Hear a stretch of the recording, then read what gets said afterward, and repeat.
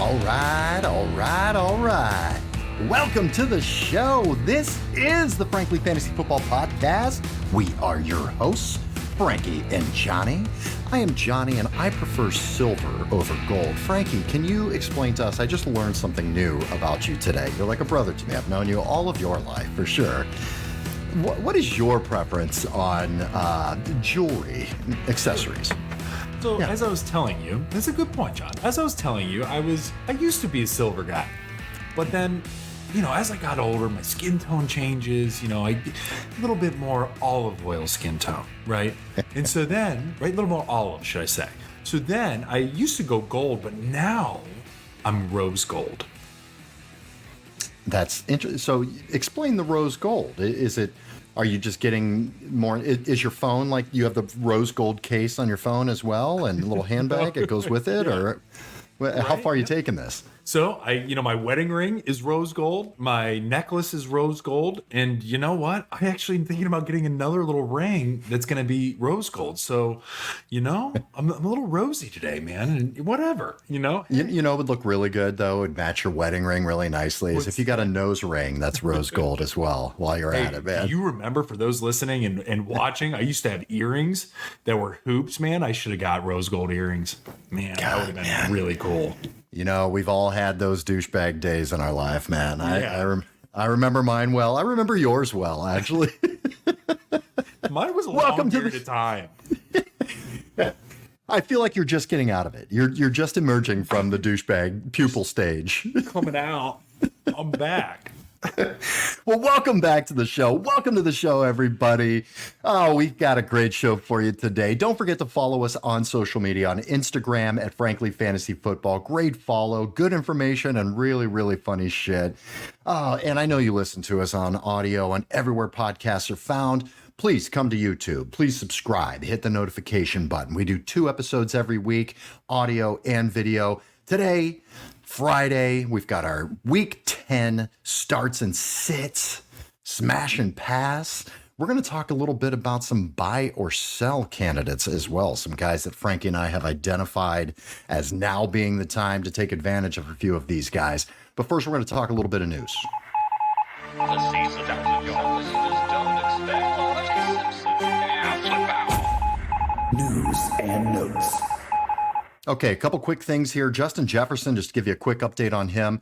He's still out. He's back with the team. He's still out. It's going to be a little while, it sounds like. His hamstring is feeling a lot better. They're not putting a timetable on it yet. So I would not expect Justin Jefferson in the next week or so. It could be 2 to 3 weeks here, but keep an eye on that. He is soon to get back.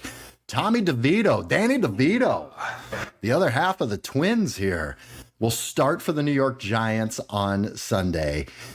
Don't expect big things here, guys. I think really the only person on the Giants team that you can start is Saquon, and you're probably going to have to temper your expectations. He'll get a ton of work, but he's going to see a lot of stacked boxes there.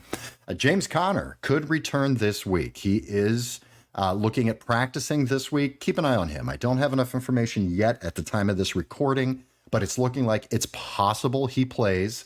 Keep an eye there. It looks like Kyler Murray is going to play, so Kyler Murray will start this week. Jamar Chase, this one's not good if you've got Jamar Chase. Still questionable with a back injury. This may be a game-time decision. Keep an eye on that. Watch and see what's going on there, but make plans just in case. You might not have Jamar Chase this week. Real bad news here as well for the Bengals. Tee Higgins. This just came out on Thursday, actually. Tee Higgins likely out on Sunday with a hamstring injury. Came up with a hamstring on Wednesday. Not good when that happens during the week. He's probably going to be out. Possibly Jamar Chase could be out as well. If you've got 2 good quarterbacks, one of them is Joe Burrow, you might want to look at that when you're making this decision. I do think that this means Joe Mixon could be a smash play this week. Do you agree? Totally agree. He could absolutely carry the load for them this week against the Houston defense. All right, man. All right, let's get to our hit it and quit it, baby. I want you to hit it.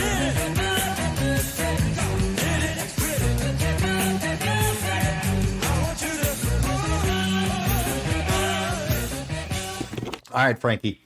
Week 10. Week 10 is I can't believe we're in double-digit weeks right now. That is so crazy. What, the regular season, we've only got, 4 weeks left of the fantasy football regular season. Stop it. That's ridiculous. Dude, I almost have a tear coming down my eye. What happened? You know what, that a little bit of poop just came out just now, because I just realized a couple of my teams, they are not ready for the season to be over and head into the playoffs yet. I need a few more wins here, man. Carry over the wins to next year? Can we just, keep rolling? Tell me about it. All right, we do have some big buys this week, too. There's only 4 teams on a buy, but man, there's some fantasy players on these teams. Huge. We've got the Chiefs out, the Rams out, the Dolphins out, and the Eagles out. So we got 3 big quarterbacks you're not going to have. We've got a lot of receivers that you're not going to have this week. Actually, it's good that the Rams are on a bye, because you would have to bench Puka and Cooper Kupp this week with what's his name, Mark Rippon in there. Luckily, they're on a bye. Brett Rippon. Are they related? It's got to be like an uncle or something, right? Yeah. Luckily, they're on a bye. Brett Rippon, they did cut his ass. They've got Carson Wentz now that they signed as a backup plan. So that's good. Cooper and Puka, they're going to be safe. They're going to be fine. It's going to be Matt Stafford, or it's going to be Carson Wentz. And Carson Wentz, it's not going to be what Matt Stafford was giving you with those guys, but he's a serviceable quarterback. He'll be able to get the ball to them and distribute the ball. So that's good news. Those guys will be safe. You've got some receivers out for the Dolphins, and you've got a lot of assets out for the Eagles that you're missing this week. All right, Frankie, so let's look at your tier 1 here with 12 to 16 team leagues. Who are the guys you're liking this week, man? Who do you love? Yeah, man. So there are, to your point, a shit ton of receivers that are out, guys. So we need to really dive in and understand, if I'm looking to start a receiver in a heavy man league, 12 to 16 man, this is key. First guy up, Tank Dell. Tank Dell has truly been one of those rookies that has blown the box off, that nobody was expecting this level of productivity. We expected him to be good. We expected him to be explosive based on what he did in college, not to this level. And it has been very impressive play. Guys, last week alone, we know what he did, right? We talked about it at length. 2 touchdowns, 114 yards receiving, and 6 receptions. Absolutely dominant. Guys, they are playing a Bengals defense right now that is ranked 22nd in passing defense. Not good. The way CJ Stroud is throwing the ball, the way their number 1 cornerback is going to be shading Nico Collins, this will open up for not only Dalton Schultz, but very much so Tank Dell. And now you layer on, Tee Higgins is out, Jamar Chase might be out. This game script just got a whole lot sexier for that of the Houston Texans. So for me, man, I'm going in on Tank Dell, and I'm going to put my money where my mouth is, and I'm going to start him this week as well, alongside, or while they're playing against that of Cincinnati Bengals. I love that call. Stay in the flames with Tank Dell this week, man. I like it. Definitely. John, the next guy here is one that's been, we've talked about it. We've talked about him multiple times, and who this is, it's Jalen Warren, guys. Jalen Warren continues to look good when he gets the ball. And with this type of matchup against that of Green Bay this week, I see Jalen Warren continuing to carry the rock. He had 11 carries last week for 88 yards, caught all 3 targets for 25 yards. Yes, Najee also looked good. This is a rarity that we've seen this entire year. Najee has not looked explosive whatsoever. Jalen Warren in deep leagues against a really bad Green Bay Packers team that has been bad now since pretty much after week 3 of this year, right? I think that they could get actually ahead. The Steelers could really pull ahead with their defense. And now guess what? It's the 2-headed tandem between Warren and Najee. I'm going with Warren in a deep league this week. He's a running back 30 right now, which doesn't sound impressive, but he's a backup running back. Yep. And he's never had more than 50% of the snaps. And I think the fact that he's getting in there about 40% of the time, I think that's helping Najee, to be honest. Yeah. I think if Najee were in the game the entire time and they just keep running him up the middle, that's not really his game. I think it's about efficiency. And when you've got 2 guys like this that can split time, I think it helps both of them. It makes them both more efficient, keeps them fresh. But Jalen Warren, this is a guy, he's a low-end running back too at this point. I feel very comfortable getting him in there. And you get a bonus touchdown out of that. He had 12, almost 13 points last week and a half PPR. And that's without a touchdown. You throw a touchdown in there, he's creeping up to 20 points for you. Yeah, so I think it's a great play. He looks very explosive. They kind of take turns at the goal line. There's not really a set way of who's the third down guy, who's the goal line guy. It really could be either of these two. And I think that bodes well. It's not an established role. It's you're going to get half, 60-40 basically is what they're looking at. And I think those are very valuable. They're not throwing the ball very well. Pickett has not been great. He's just kind of a game manager. And I think they lean heavily on both of these running backs. Love it, John. Love it, man. Love it. I'm starting him myself. I started him last week when he got 15 points. I'm starting him again this week because of the buys, and I feel great about it. It's not an area I'm concerned about. John, the next guy here is something that's interesting for me. I'm going with Tyler Boyd. Deep leagues right now, knowing Tyreek's out, Jalen Waddle's out, Cedric Wilson's out. You have Devontae Smith, AJ Brown, right? You have Zacchaeus, if you wanted to actually, dive in further on the Eagles, and then, Cooper. Exactly, man. All the Chiefs guys that are doing cardio out there on the field. Yeah, MVS, like Sky Moore, right? They're really in shape. Okay, they're very in shape. Yeah. So I'm rolling with Tyler Boyd. Man. With Higgins being out, Jamar Chase is banged up. They're playing against a Houston team, and what we can actually say is a must-win game for the Bengals. The reason being is because of how tight the AFC North race is. Every game any AFC North team is playing is must-win at this point in time because of that's how close. So right now, in order for Joe Burrow to be successful, he's going to have to throw the rock on top of leaning on that of Joe Mixon. The guy who's a proven guy to him, who's already shown success, Tyler Boyd locking in. I love this matchup with Higgins out. I like that a lot too. I think Houston's going to struggle running the ball. They've kind of struggled all year to run the ball, really. So I see them throwing a lot. And it's going to cause, you would think, well, the Bengals are just going to run Joe Mixon. They're going to throw to the tight end and all of that. No, they're going to have to throw the ball. I think Houston will be very aggressive. They're coming off of a huge victory, scoring, I think they scored 38 points, something like that.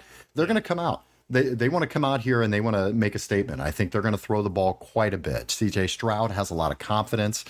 So I do think the Bengals aren't going to just be able to sit back, play defense, and run the ball. They're going to have to throw. Yeah. And they may have to run the ball by throwing the ball, like quick ins and, using Tyler Boyd in the slot.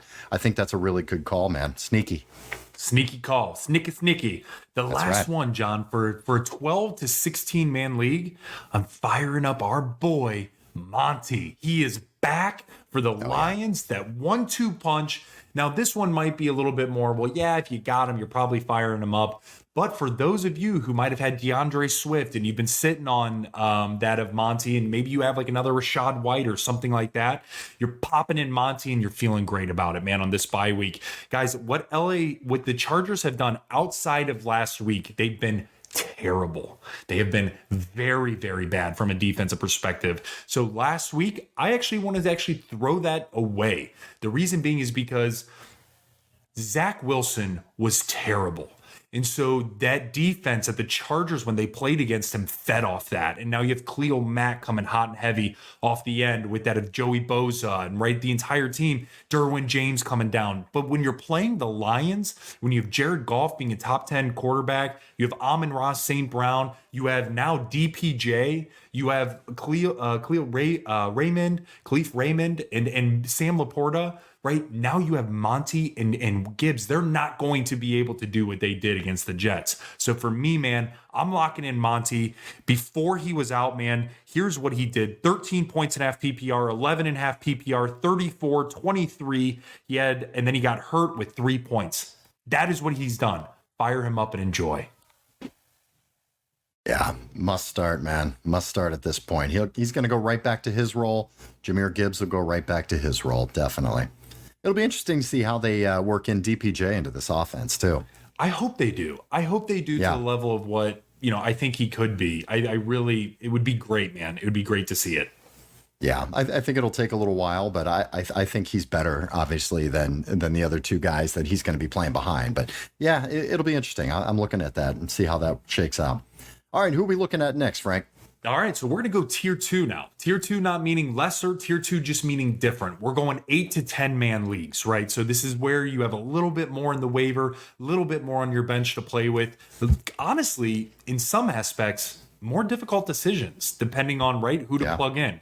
So John, the first guy that I'm saying start is Deebo Samuel.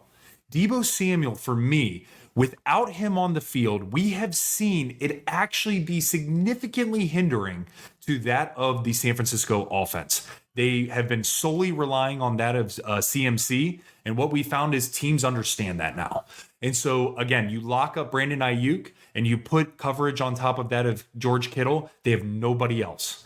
Okay, so now that Deebo's coming back, it's that safety net on top of that for that of Brock Purdy. They're going to be able to incorporate him back into the run game, and it's going to alleviate some of the tension off of that of CMC. So for me, man, they're playing at Jacksonville, which is not a super great matchup. Like, let me be completely honest, but it's the difference-making ability that Deebo has, and the team is in a must-win position to take this W this week. They have to, John. They've lost 3 in a row now. They will not lose 4, and Deebo's going to be a difference maker.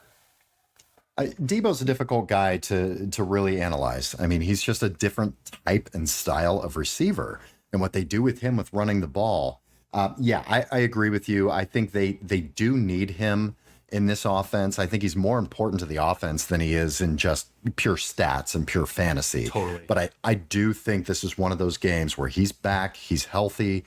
They want to get him back in the mix. They've got to change something up here. They've dropped a couple of games in a row, and they need to change something up. I think the X factor there really is Deebo. I think it can help confuse offenses running with different run RPOs with McCaffrey. They can, bring him around on an end around. There's a lot of different plays that we can see them do. And I think he'll be heavily involved. Good call. John, the next guy here for the tier 2 guys, 8 to 10 man league, I'm rolling with Jonathan Taylor. Jonathan Taylor is playing at that of New England. Jonathan Taylor has gotten better in more looks every single week. On top of it, New England is averaging right now 100 yards to the opposing offense from a rushing perspective. So I really think that Jonathan Taylor could be around that 80 mark in terms of rushing, give him a touchdown on the goal line, and maybe a couple catches out of the backfield. We're talking at 16 to 18 point, maybe 20 point game for that of Jonathan Taylor, because what we're seeing here from the New England Patriots, guys, they're just not what they used to be. And I think it's pretty evident of that. And so if the Colts can actually end up putting together some sustainable and good drives with that of Gardner Minshew, with that of Pittman doing well, and more, and a few others, John, I really see Jonathan Taylor, overtaking, unfortunately, what that of Zach Moss has done, which he's done very well for this year, but overtaking that spot now. Yeah, it's time. The team knows they've got a monster in the backfield. It's time. I mean, we've seen since he came back slowly, 15% of snaps, then it went to 40%, and then at 50%, 61, and then last week was 74%. So you just see the ladder climbing here. It's Jonathan Taylor's backfield now. I'd be surprised if it's not, an 80-20 split at this point. It's time. Yeah, fire him up. You've got your beast. If you've been sitting on him all year, you've been frustrated, I think you're going to be okay moving forward here. We've got New England this week. We've got a bye next week. This New England game, by the way, is in Germany. Let's not forget that. 9:30 a.m. game on Sunday. Very good call. They've got a bye next week. Tampa Bay, Tennessee, Cincinnati, Pittsburgh, Atlanta, and ending on Las Vegas. So he's ending the year in your last playoff and your Super Bowl, Atlanta and Vegas. Yes. That's gorgeous. That's gorgeous. Yeah. So, yes, all the pain you've gone through with Jonathan Taylor, that should subside. It's go time, baby. It's go time. John, number 3 here, I'm going back to Houston. Again, we are talking 8 to 10 man league. You're probably thinking I'm fucking nuts, but here's the deal. I'm going quarterback. I'm going CJ Stroud. Fire him up. It's not just because he's the number 8 quarterback in fantasy football and half PPR. It's not just because he threw up almost 50 points last game against a very formidable Tampa Bay defense. It's because of the game script that is going to be there for that of the Cincinnati Bengals with the injuries that they're having, with the mojo that CJ Stroud has, the connections that he's developed now with his receivers and tight end. Listen, man, I'm a believer, and I think that this could be really interesting. They're not running the ball basically at all. Dameon Pierce has been non-existent. Devin Singletary has actually looked better than that of Dameon Pierce. So this is CJ Stroud's team, and they're relying on him to do it. I'm starting CJ Stroud this week, John. Absolutely, man. I mean, just the pass volume, you look at his attempts all year. I mean, his lowest game of attempts is 24 attempts. That was against Carolina because you just run the ball the whole time against Carolina, you know? But every other game has been over 30 attempts at passing. 3 of those games, over 40 attempts passing in a game. That's awesome. I mean, just that amount of volume. And now we've really seen him hit his stride. Whatever happened after that bye week turned him into a fucking demon, man. He's been solid. Yeah. And looking at his schedule moving forward is pretty nice too. At Cincinnati, it is a tougher matchup, but with the offense banged up, they should be able to, throw the ball quite a bit in that game. Then you've got Arizona, Jacksonville, and Denver all at home for CJ Stroud. It's gorgeous. It's absolutely beautiful. Yeah. So enjoy him, man. And we're going to talk about him in the next segment as well. Yeah.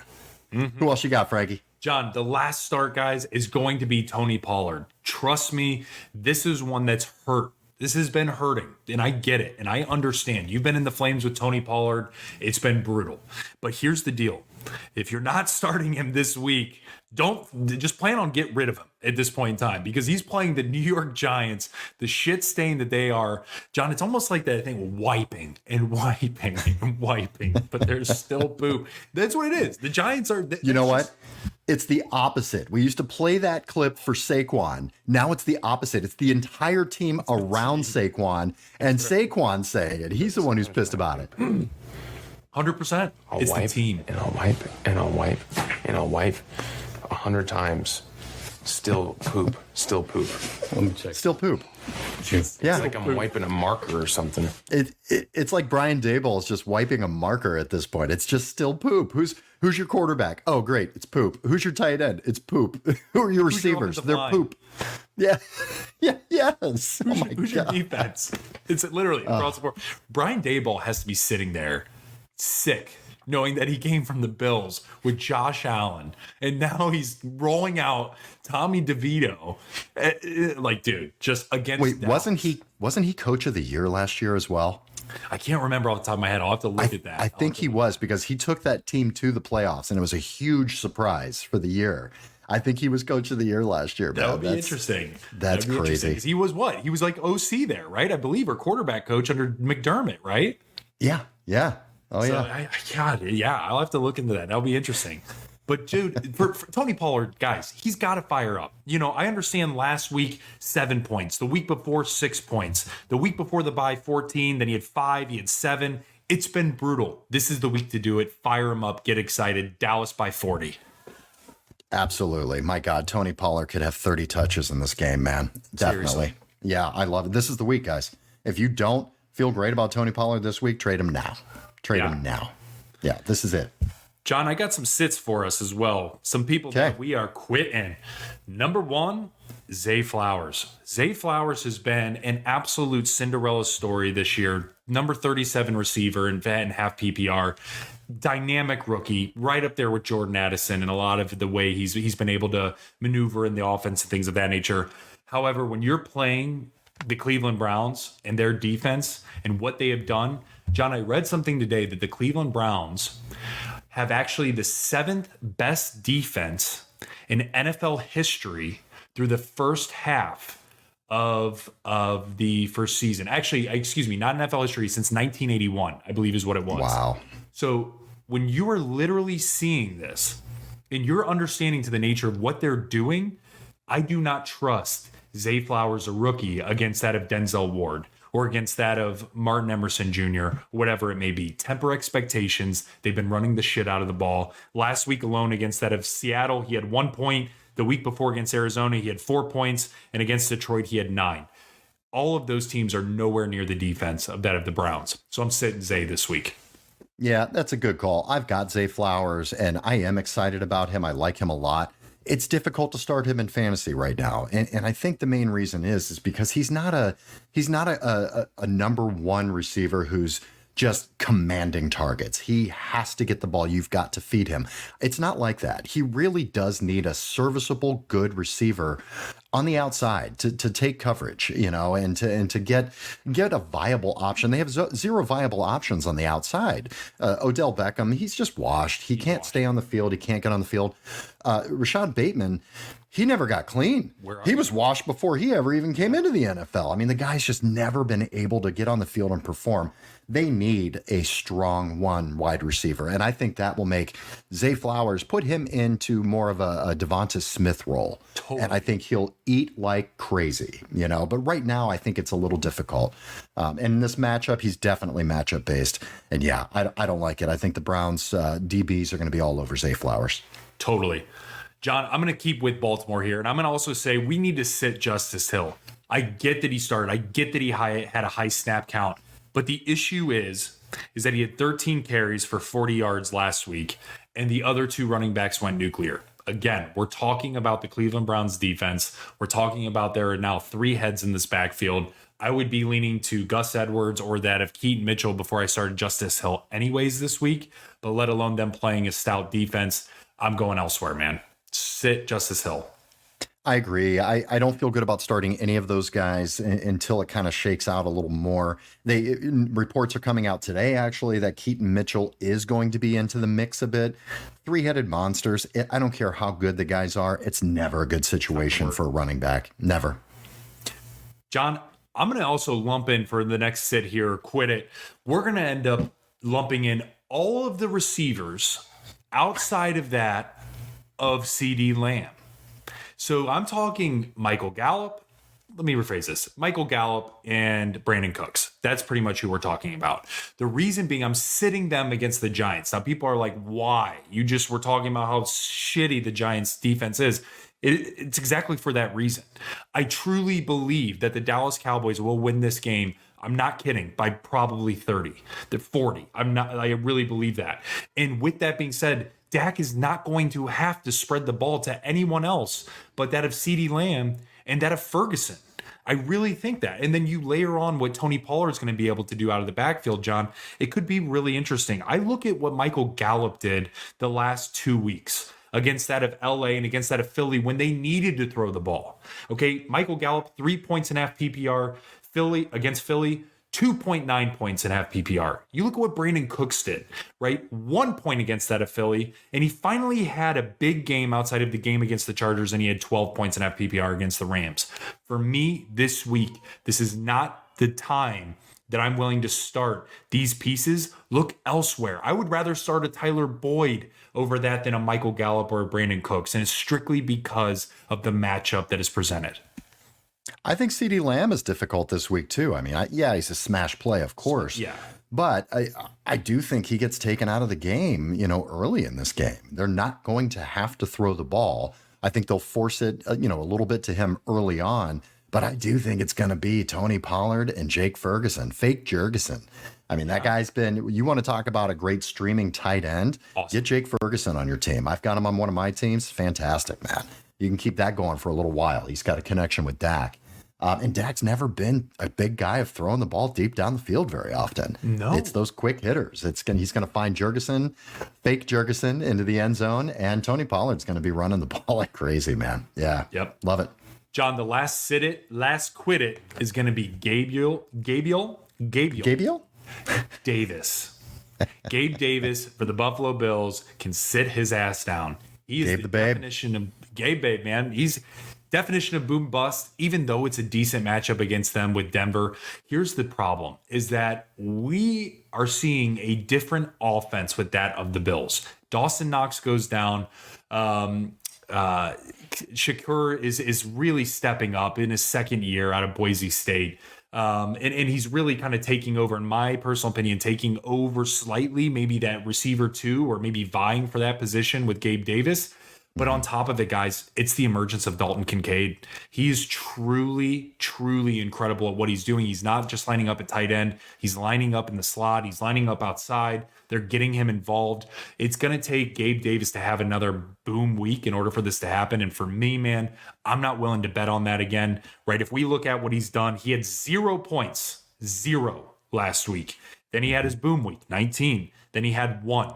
Then he had 0.6. Then he had a boom week at 20. Then he had another decent week at 13. Then he had 9 and 4. So I think you sit him this week, see what happens with this offense, and let it ride. Yeah, it is Dalton Kincaid. I mean, Dalton Kincaid, he's Dawson Knox and a half. Is kind of what's going on. It's like time and a half with Dawson Knox. He's getting a little more targets. He's getting more involved. That is taking away from Gabe Davis. There's no question about it. Gabe Davis is a guy now where they're going to take deep shots with, and you have to hope that one of those deep shots hit. I don't like starting guys like that. I want guys that are going to get targets, going to get volume. You're right. Khalil Shakir has been coming on and stealing some of that. So I think it's just a combination of, 2 or 3 guys eating into some of the targets from Gabe Davis, and he can't afford that when it comes to fantasy. No. So I'm with you. Now, of course, because you said that this week, Gabe Davis, he's going to score 2 touchdowns, just so you know. Yeah, just to make you look like an asshole. But I'm with you. I will go down on that ship with you, Frank. You come in the flames with me. All right, who else you got, baby? That's it, man. We're wrapped up here, guys. We are wrapped up for the sit it and quit it. All right, I love it, man. You've always got some really good ones in there. Let's talk about a little buy sell real quick here before we end today. How about that, Frankie? Love it. Yeah, it's getting to that time. Your trade deadline's coming up. It's usually right around Thanksgiving, usually week 14, 13, 15, something like that. So it's coming. So you got to start looking at what are some last minute moves you're going to make here. Guys, my biggest advice, look at when you're looking at players and you're looking at who can I make a trade for? Who am I looking at getting rid of? One thing for sure, look at the schedule. Look at the upcoming schedule. You want to buy guys that have soft schedules, and not all schedules are the same. Just because it's a bad defense, or it might be a good defense, but they're not good with receivers, or they're not good in rushing defense. Pay attention to this stuff. We're going to start making sure that we give you a little more of this info over these next few weeks because of the trade deadlines coming up and the playoffs coming. But look at everyone's schedules moving forward. All right, here's a guy, we talked about this guy a lot today, actually, but a buy candidate for me, Tony Pollard. I think he's the ultimate buy candidate right now. Yes, the owners are a little bit disappointed with him. He is, let's see here. What is Pollard's rank? I think he's a low end wide receiver 2 at this point. Yeah, he's a low end wide receiver 2. He's running back 21 or running back 2. He's a running back 21 right now. Yep. And he's had some rough games. I mean, he's been in double digits once since week 3. That's rough. But let me tell you something, guys. We've got such a gorgeous matchup lineup here for Tony Pollard moving forward. If you can find somebody who's frustrated with him and trade maybe a Jerome Ford, trade somebody for him, get something there. His schedule moving forward, it's the Giants this week, then Carolina, Washington, Seattle, Philly, Buffalo, Miami, Detroit. I mean, it's all really, really nice. So I think you're going to see Tony Pollard take a huge step forward in the second half here. What do you think? I love it, John. And I totally think that. I think a Jerome Ford, that's a really good call. I think that you can even pepper in there with all these injuries, guys. There's definitely holes in teams. So one key call out, and it reminds me of a guy in one of our leagues, John. I'm not going to say his name by any means, but he has so many good players on his bench. Now's the time to where you don't need as much depth, right? You need to start letting go of some of the depth, packaging that together, and to get some superstars, because now's the stretch. Within these next 3 weeks, you're making the push to get into the playoffs, and then you're 3 weeks in your Super Bowl. Right. And so this is when you need to start packaging up. So maybe it is, John, a Jerome Ford and a Tank Dell for a Tony Pollard. That's beautiful. I would take that, and I would take it on either side. And so I really think that's a great call out, man, is to really be paying attention to these matchups, especially, but don't be afraid to deplete some of your bench to get some stars for your setup for the long haul. Agree, man. I would trade Josh Jacobs straight up for Tony Pollard. Would you? I would, based on schedules, especially. Josh Jacobs is looking at the Jets, Miami, Kansas City, then a bye. That's key. He plays Kansas City twice in the next 4 weeks, good defenses. So look at matchups, look at a bye. Do you not want to? I mean, you could do an even trade just because the guy has a bye coming up and you don't want to deal with that. Too. Right.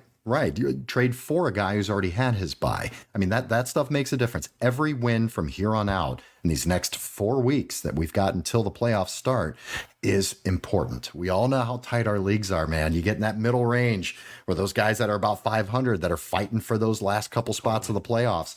It's every single point is important at this point.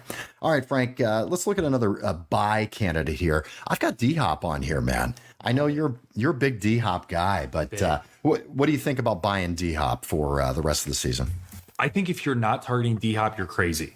The reason why I say that is because with the emergence of Will Levis, he's looking to sling the ball. Now, a good comparison for me to Will Levis is Jameis Winston. Jameis Winston is going to throw that 50-50 ball, right? We saw it in Tampa. I think in one year he had it was something crazy, 30 touchdowns and 30 picks or something along those lines.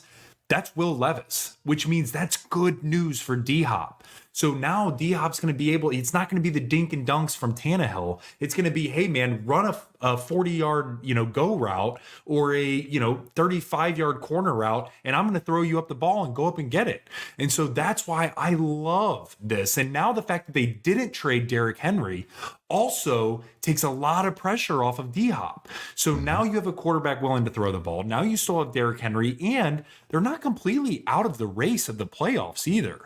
And so this is really interesting. And John, when we start looking at schedules, you're looking at, Tampa Bay coming up, Jacksonville, Carolina, Indy, Miami, Houston, and Seattle. That's fantastic. Guys, definitely try to be targeting D-Hop at this point in time. Playoff schedule, they've got Houston twice during your playoffs. Gold. Yeah. I mean, yes, and they're playing well, and we love Houston, but you can throw on that defense. I mean, there's no question about it. Yeah, so buy D-Hop, man. Another buy candidate here, we've got Rashee Rice.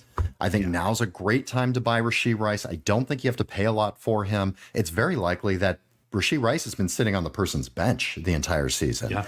But I think this is the time. He's on a bye this week, so it can help a player. They'll be way more willing to trade him because they've got a guy they haven't used on their bench who's on a bye. Try to buy him. See what you can get. See if you can get him really cheap. Yeah. Buy him low, because this is a guy who has serious potential to be a league winner. He's really developing a chemistry with Patrick Mahomes. And the reason that's so important is because it's goddamn Patrick Mahomes. Yeah. He's not building chemistry with, Taysom Hill. He's not building chemistry Tommy with DeVito. Fucking Brett Rippon or Tommy DeVito. Yeah, it's Patrick Mahomes. Yeah. So if they do get dialed in this final stretch of the fantasy season, he could be a guy, could be a surprise league winner for you. So I would trade low on him.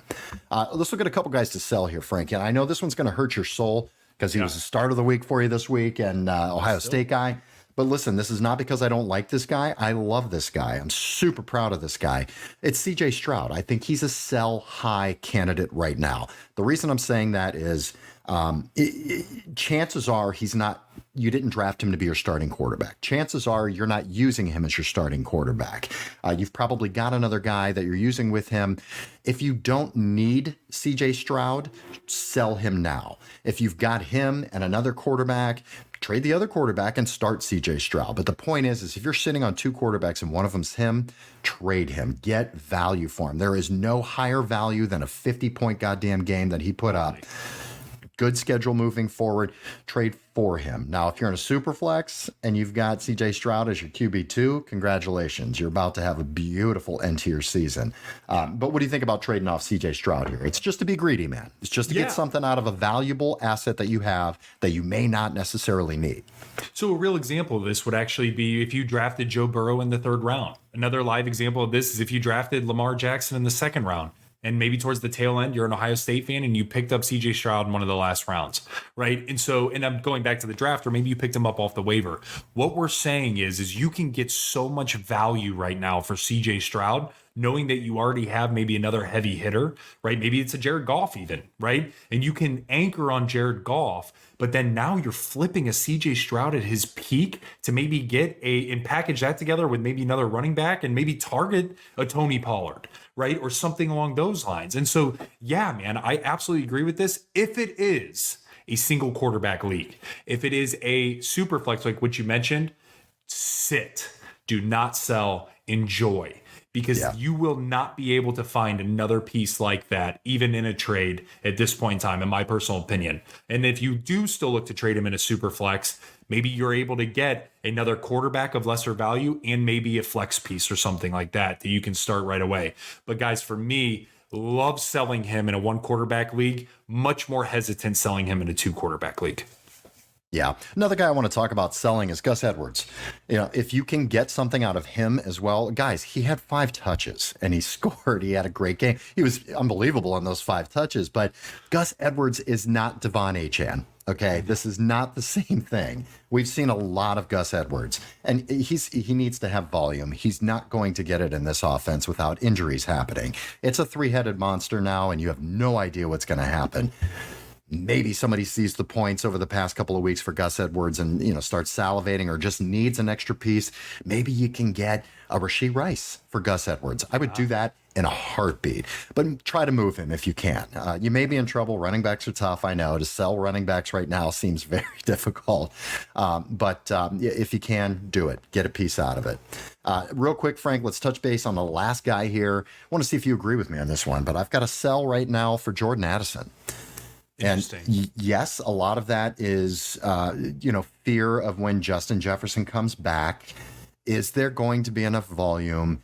Is Josh Dobbs going to be able to support 2 fantasy wide receivers? I don't know. We haven't seen that yet. We've seen him support and do very well in Arizona with Marquise Brown. Totally. Definitely. But can he support 2 guys with a good running game? I don't know. And I think now you can get the most value out of Addison before he comes back. You're still going to get another game or 2 without Jefferson. I think now or next week is really the right time to try to trade him. Do you agree? Yeah. So if I have Addison, guys, I'm definitely trading him. With the news, Justin Jefferson's out of the window, right? He's really looking good, right? He's not 100% yet, but he's definitely going to get there. Vikings have definitely are not out of the playoff hunt either, because that was the other big thing. Like JJ could have sat out the rest of the year, right? Kirk Cousins goes down. Now they're losing games.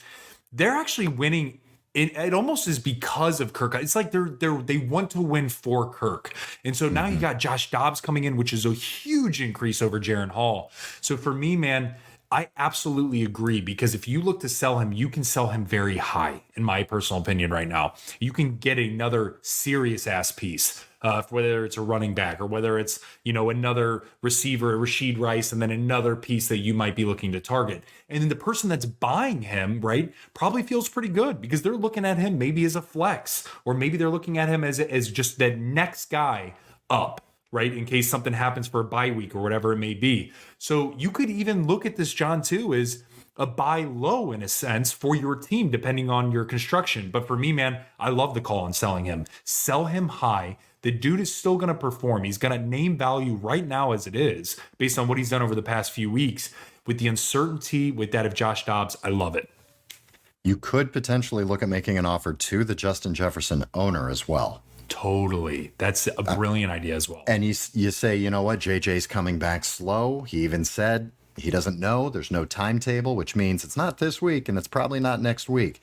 So this guy could use a little insurance. And not only that, when you're trying to make this trade to the Justin Jefferson owner, I mean, let him know hamstring injuries. Look at some of these guys that have had hamstrings. They re-injure them, man. And they end up missing, weeks again after that. So having that insurance policy of Addison, just in case Justin Jefferson doesn't play or gets re-injured, that's big. So make that call. See what you can do with that. Love that. All right, everyone. Love it. Great job today, Frankie. Love your insight, man. You're an absolute beautiful man with your rose gold. It's so sexy. Yeah. Look at that. Thank you so much for joining us, everybody. Please follow us on social media, on Instagram at Frankly Fantasy Football, and follow the show on YouTube. Just subscribe to YouTube. Come on now. Subscribe to it. You can still listen to it while you're taking your walks or doing whatever the hell you're doing. Come on now. Frankly Fantasy Football on YouTube. Frankie, any parting words, my brother? Guys, enjoy this weekend. Have a blast. And start paying attention to, as Johnny and I mentioned, to the schedule coming up. It's going to be crucial in making pivotal moves. good luck this week. All right, baby, let's go. May the fantasy gods smile upon you. Bye.